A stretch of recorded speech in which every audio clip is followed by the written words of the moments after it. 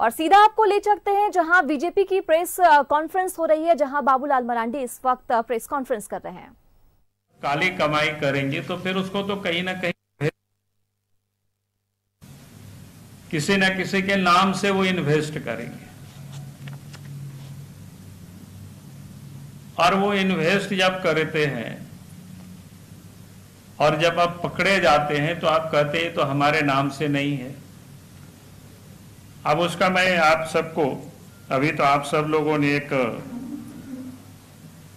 संतोष मुंडा का आप सब लोगों ने बयान सुना ही, छोटा सा क्लिप है सा, जो वहां पर चौकीदारी करते अपने बच्चों के साथ, शायद वहीं पर वो रहते हैं, और उन्होंने साफ साफ कहा है कि भाई ये जमीन किसका है। उन्होंने बताया, उन्होंने यहां तक बताया कि आसपास के सब लोग जानते हैं। और आज भी अगर उस जमीन पर आप जाएंगे, क्योंकि उस बगल में हमारे एक मित्र का मकान है, वहां गए थे, फिर उनके मकान में बैठ करके वही ने बताया कि ये उन्हीं का जमीन है, एकदम बहुत बड़ा बाउंड्री वाला, एकदम पहाड़ से सटा हुआ वहां तक। फिर बताया कि शायद उस पहाड़ के किनारे में उसका एक तालाब भी है वहां पर। तो कहने का अर्थ है कि उस आसपास के आप किसी को भी पूछेंगे, बाउंड्री वाल किया हुआ है बहुत बड़ा, वो भी पत्थर से बाउंड्री वाल किया हुआ। कभी कभी हम कहेंगे कि आप सब लोगों को भी जा करके देखना चाहिए, देखना चाहिए उसको कि भाई कितना बड़ा जमीन है, कैसे है, आखिर वो बाउंड्री वाल को किसने किया है, फिर चौकीदार वहां जो रहता है उसको किसने रखा है। आसपास के लोगों से भी पूछेंगे तो आपको लोग बता देगा ये जमीन किसका है। और मैं इसलिए इसको कह रहा हूं कि आप सबको ध्यान में याद मैं दिलाना चाहता हूं, 7 अगस्त को ईडी ने उनको पहला सम्मान भेजा था, पहला नोटिस दिया था ईडी ने 7 अगस्त को, और उसमें से ईडी ने उनसे कहा था कि भाई 14 अगस्त तक आप उपस्थित होइए और अपने जवाब दीजिए। तो आप सबको ध्यान में है कि उस समय वो उपस्थित नहीं हुए, लेकिन उनको समझ में आ गया था। तो इसके बाद उन्होंने क्या किया, एक राजकुमार पाहन से एक चिट्ठी लिखवाया 16 अगस्त को। ये ऑन डॉक्यूमेंट्स है, कोई ऐसा नहीं है कि 16 अगस्त को एसआर कोर्ट को, और ये कहता है कि भाई ये हमारा प्रॉपर्टी है, दूसरे लोगों ने अनाधिकृत रूप से अपने नाम करा लिया है, इसको खारिज करना चाहिए। ये राजकुमार पाहन है, और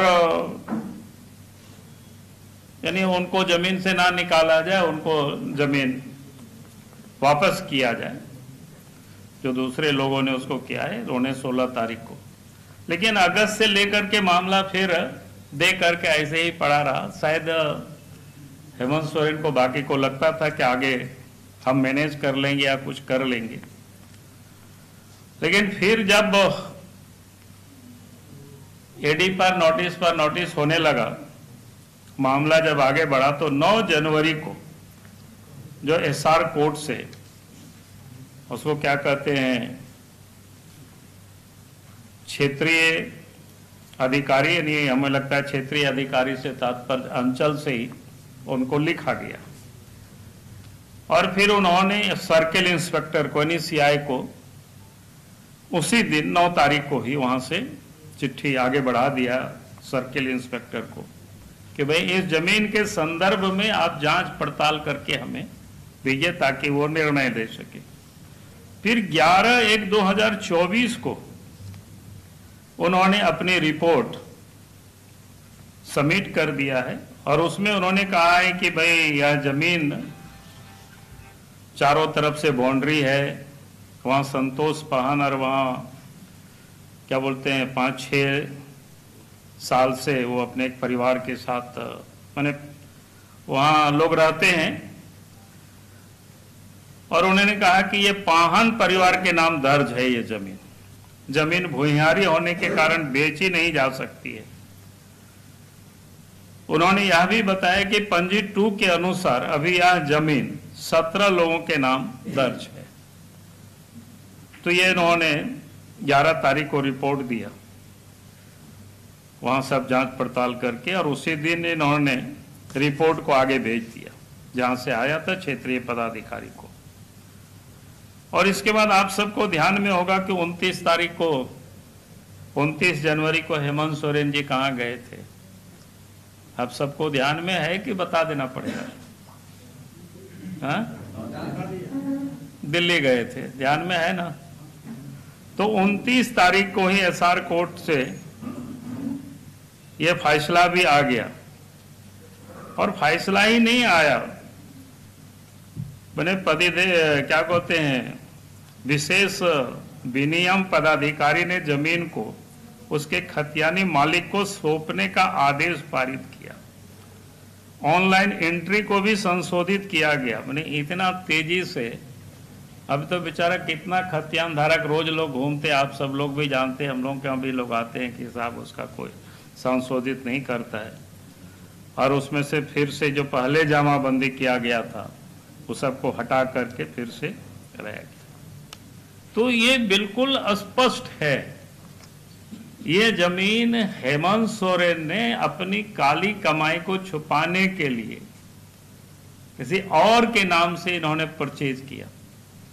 आप सब लोगों से मैं कहूंगा कि आप सब लोगों उन नामों को भी ढूंढ निकालिए, नहीं तो हमको तो निकाल ले ही लेंगे। हमने प्रतुल जी को भी कहा है कि भाई वो सारे नामों को, तो कहने का अर्थ ये है कि जो व्यक्ति कह रहे हैं कि भाई हमारा उसमें कोई नाम नहीं है, नाम बता दे तो फिर हम ये करेंगे, भाई नाम रहता तो दूसरा एक्ट के तहत केस होता है, उसको क्या कहते हैं, डिसप्रपोर्शनेट जो एक्ट होता है उसके तहत उस पर कार्रवाई होती है। मैंने ऐसे अधिक संपत्ति के मामले, ये काली कमाई का दूसरों के नाम से प्रॉपर्टी अर्जित करना, जैसे सेल कंपनी वगैरह लोग बनाते हैं, तो इन्होंने दूसरों के नाम से, तो ये बिल्कुल स्पष्ट है। इनको जब नोटिस दिया गया 14 तारीख तक हाजिर होने का ईडी वालों ने, तो 15 अगस्त था 15 को, तो और इसलिए इनको समझ में आ गया था अगले पकड़ा जाए। जैसे पहले भी आप सबको ध्यान में है कि माइनिंग वाला भी इन्होंने यही किया था, लेकिन माइनिंग वाला अलग इशू है, ये अलग इशू है, दोनों में डिफरेंस है इशू। वो भी गलत किया था, ये भी गलत है।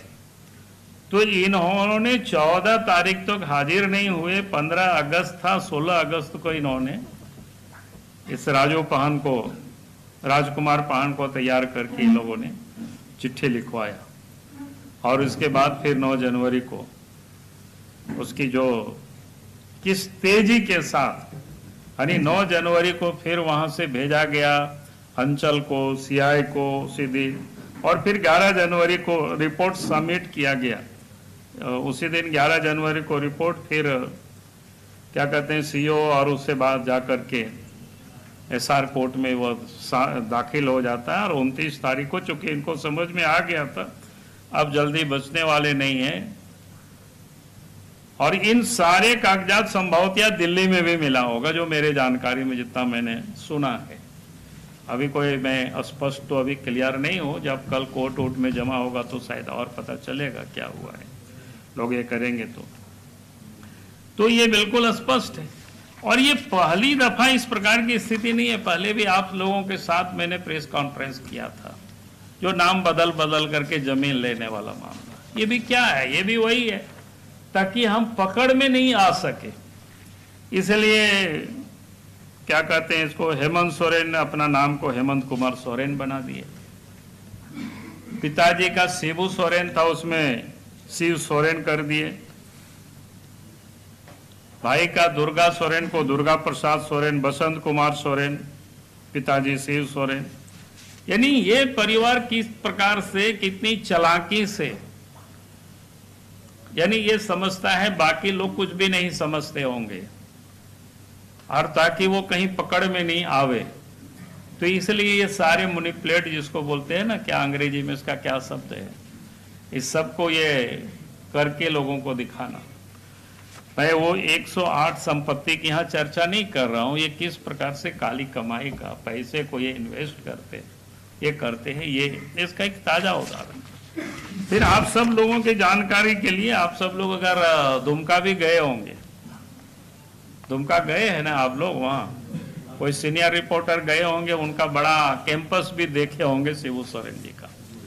उस कैंपस की आधी जमीन, उस बाउंड्री के अंदर में आधी जमीन, उस पर जो मालिकाना और जिसको कागज कहते हैं वो जोगेंद्र तिवारी जी के नाम से है। इसका मतलब क्या है? तो वो भी तो काली कमाई। इसका मतलब है उनके नाम से परचेज किया होगा और वहां पर वो तभी तो बाउंड्री बनाया होगा, घेर करके उसको अपने अंदर में रखा होगा। और ये कहेगा भाई मेरा तो नहीं है, ये तो उसके नाम से। तो ये जो स्थिति है इनकी, तो कई एक सवाल, एक तो हम कहेंगे कि भाई आप बाउंड्री वाल देख लीजिए, आखिर बाउंड्री वाल को किसने बनाया, जाकर के आप सब लोग पूछ सकते हैं। इतना बड़ा बाउंड्री वाल है, क्योंकि जमीन एक आदमी का नहीं है, आखिर इतना बड़ा बाउंड्री वाल है, उस जमीन में जाएंगे 8.5 एकड़ जमीन का बाउंड्री वाल, फिर उसमें से तालाब भी बना हुआ है, सब कुछ तो सारे लोग बताएंगे। फिर आप सब लोगों को कहेंगे कि वो जो 17 लोगों के नाम से रजिस्ट्री हो उन लोगों को भी ढूंढना चाहिए, आप लोगों को भी थोड़ा काम करना चाहिए, आप लोगों का भी ये काम है। हमारा तो है ही काम, हम तो करेंगे ही करेंगे, लेकिन हम कहेंगे कि लोकतंत्र की रक्षा में अगर कोई इस प्रकार से लोग लगे रहते हैं, लूटते हैं, तो हमें लगता है कि इस पर सबको सक्रिय रहना चाहिए, सबको इस पर ध्यान देना चाहिए। और जो मुख्यमंत्री जिस प्रकार से दावा कर रहा है, तो उसकी दावा की सच्चाई क्या है, उस तथ्य के तह तक हमें पहुंचना चाहिए। एक तो ये विषय था।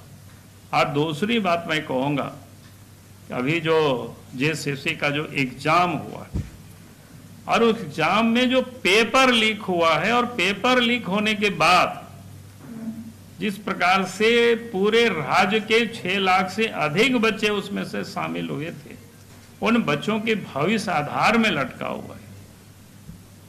अब जहां 35, 40, 50 लाख में जब बोली लग रही थी, ये लड़के लोगों ने सब जगह बताया, तो आक्रोशित लड़कों ने जब जुलूस निकाला तो उन लोगों के ऊपर एफआईआर हुआ। भाई सरकार को किसके ऊपर एफआईआर करना चाहिए था? उस एजेंसी के ऊपर एफआईआर करना चाहिए था। सरकार को जेसीसी के चेयरमैन के ऊपर एफआईआर करनी चाहिए थी और इसके बाद जांच कराते, लेकिन उन लोगों के ऊपर एफआईआर नहीं किया, आज तक नहीं किया। जिस एजेंसी को इसका एग्जाम देने के लिए दिया गया था, उस एग्जाम, उस एजेंसी के ऊपर कायदे से तो उस एजेंसी के ऊपर पहले एफआईआर होती, जेसीसी के जो अध्यक्ष है उसके ऊपर एफआईआर होता और इसके बाद जांच होती, लेकिन वो नहीं किया। एफआईआर किसके ऊपर किया? जो बच्चे ठगे जा रहे हैं, जो बच्चे लूटे जा रहे हैं, उन लोगों के ऊपर एफआईआर किया। और आज वो लड़के बेचारा परेशान है। हमें तो लगता है कि इसकी जांच होगी सीबीआई से, और इस जांच को तो हम करवाएंगे, इसको छोड़ेंगे नहीं। ये जांच होगी तो ये पता लगेगा कि निश्चित रूप से इतना बड़ा जो घपला होगी उसमें सीएम की जानकारी में नहीं होगी, ऐसा हो नहीं सकता।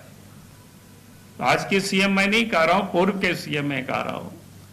तो निश्चित रूप से लगता है कि हेमंत सोरेन के सारे जानकारी में है, या इसमें से उनके महत्वपूर्ण लोग इन्वॉल्व है, तभी इतना बड़ा घटनाएं हो रही है।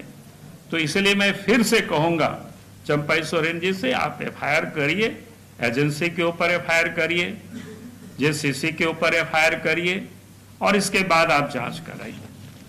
तो मुझे लगता है कि विशेष कुछ नहीं कहना है, हमने इतना ही बात के लिए आप सब लोगों को बुलाया था। फिर जरूरत होगी तो आगे मैं बुला करके आप सब लोगों से मैं बात करूंगा। बहुत बहुत धन्यवाद।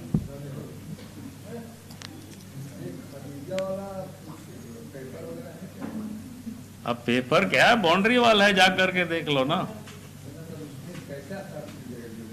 अरे भैया आप तो जाके पूछ लीजिए ना, इसके बाद पेपर हम दे देंगे। सर जांच अधिकारी को तो सबूत चाहिए होंगे, उनके नाम का तो परेशानी होगी।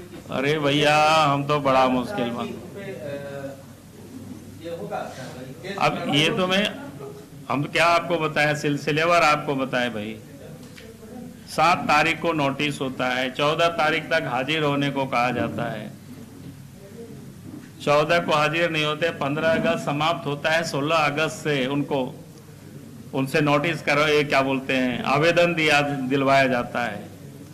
और फिर जजमेंट भी कब आता है? 29 तारीख को, ये दिन हेमंत सोरेन दिल्ली भागे हुए थे। तो आप सब बिल्कुल ये आईने की तरह साफ लगता है भाई।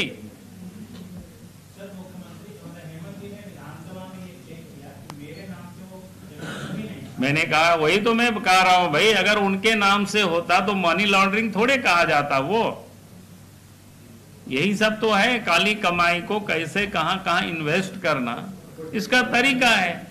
और ये हेमंत कुमार सोरेन भी बोलेगा कि ये भी मेरा नाम तो नहीं है हेमंत कुमार सोरेन। आप खोजते रहिए, आप लोग भी हेमंत कुमार सोरेन को खोज नहीं पाइएगा, ना दुर्गा प्रसाद सोरेन को खोज पाइएगा, ना बसंत कुमार सोरेन को खोज पाइएगा। आप खोज करके आप लोग दिखा दीजिए कि कोई उस नाम के व्यक्ति होंगे तो। यही तो बता रहे ना यार, इतना सिलसिलेवार बताए भाई, तब आप लोग कैसे खोजोगे बताओ।